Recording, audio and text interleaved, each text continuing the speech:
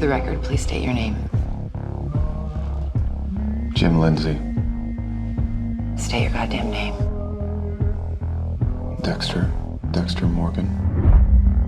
We've had some deaths in Iron Lake that are very similar to an old Miami Metro case. Do you remember the Bay Harbor butcher? Cristo. That was a gruesome one. What can you tell me about Sergeant Dokes? I sat next to him every day for 10 years. Do you believe that he did it? I did at the time, but there were a few other theories. My ex-wife, my old captain, actually thought it was someone else in the precinct. Who? Dexter Morgan, but he died years ago. Madre de Dios.